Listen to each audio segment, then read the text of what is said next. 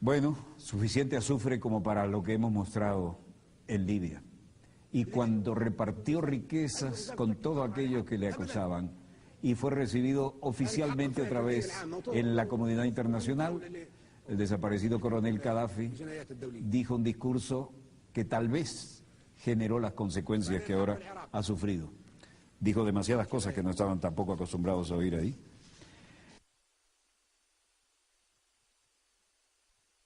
Irse y mancomunicar y comunicar sus esfuerzos para superar los desafíos que son nuestro principal enemigo común, el cambio climático, las crisis internacionales, el deterioro económico del capitalismo, la crisis alimentaria, la crisis del agua, la desertificación, el terrorismo, la inmigración, la piratería, las epidemias naturales y las epidemias causadas por el hombre, la proliferación nuclear.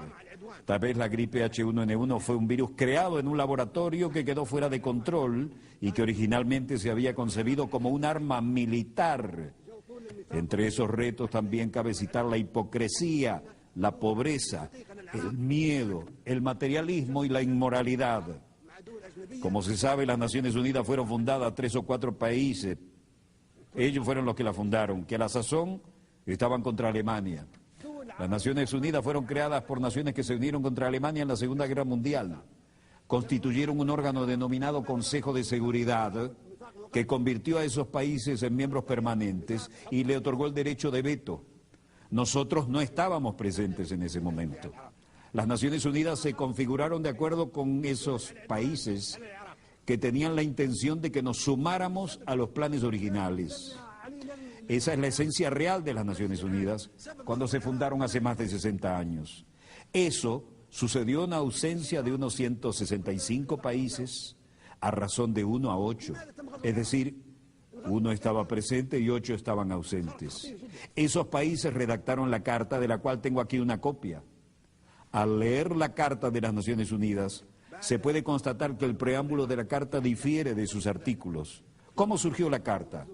Todos los que asistieron a la conferencia de San Francisco en 1945 participaron en la redacción del preámbulo, pero dejaron los artículos y el reglamento interno del llamado Consejo de Seguridad en manos de los expertos, los especialistas y los países interesados, países que habían establecido el Consejo de Seguridad, los que se habían unido contra Alemania. El preámbulo es muy atractivo, nadie lo objeta, pero todas las disposiciones que aparecen después lo contradicen completamente. Rechazamos esas disposiciones y nunca las respaldaremos. Se volvieron obsoletas después de la Segunda Guerra Mundial. En el preámbulo, por ejemplo, se afirma que todas las naciones, pequeñas o grandes, son iguales. ¿Somos iguales en lo que respecta a los pueblos y en los puestos permanentes del Consejo de Seguridad? No, no lo somos. En el preámbulo se afirma por escrito que todas las naciones son iguales, sean pequeñas o grandes. ¿Tenemos nosotros derecho de veto? ¿Somos iguales? No. En el preámbulo se dice que tenemos igualdad de derechos, ya sean nuestros países grandes o pequeños. Eso es lo que se declara y lo que acordamos en el preámbulo. Por tanto, el veto en el Consejo de Seguridad contradice la Carta. No aceptamos ni reconocemos el veto. En el preámbulo de esta Carta se afirma que no se deberá recurrir a la Fuerza Armada, salvo en interés común. Ese es el preámbulo que acordamos y firmamos, y nos sumamos a las Naciones Unidas porque queríamos que esta Carta reflejara eso. Se indica que solo se recurrirá a la Fuerza Armada en interés común de todas las naciones. Pero ¿qué ha sucedido desde entonces? Han estallado 65 guerras desde la creación de las Naciones Unidas y desde la creación del Consejo de Seguridad. 65 guerras desde su creación, con millones y millones de víctimas, más que en la Segunda Guerra Mundial. ¿Acaso en esas guerras, así como la agresión y la fuerza se utilizaron en esas 65 guerras, responden al interés común de todos nosotros representados aquí? No. Esas guerras se llevaron a cabo en aras de los intereses de 1, 3 o 4 países, pero nunca de todas las naciones. Hablaremos acerca de si esas guerras respondían al interés de un solo país o de todas las naciones. Esto contradice de manera flagrante la Carta de las Naciones Unidas que firmamos. Y a menos que actuemos de conformidad con esta Carta de las Naciones Unidas que acordamos, lo rechazaremos y no temeremos hablar con nadie en términos que no sean diplomáticos. Ahora hablamos del futuro de las Naciones Unidas. No debe haber hipocresía ni diplomacia, porque se trata de la cuestión importante y vital del futuro del mundo, del planeta. La hipocresía dio lugar a estas 65 guerras que han estallado desde la creación de las Naciones Unidas.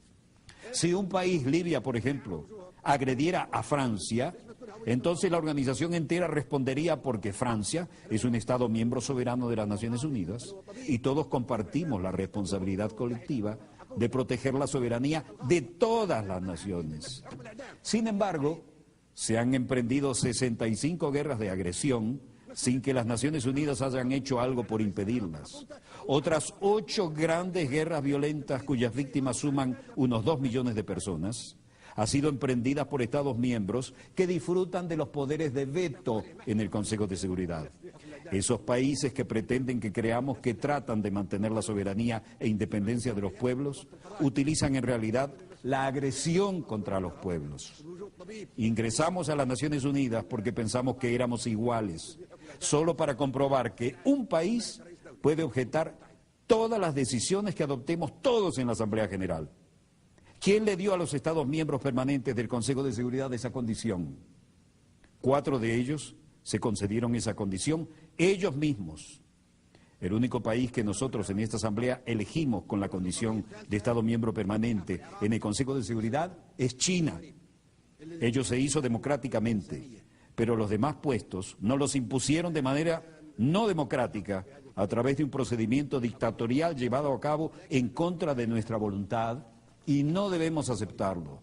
La reforma del Consejo de Seguridad que necesitamos no es la de un aumento del número de miembros, lo que solo empeoraría las cosas para utilizar la expresión común.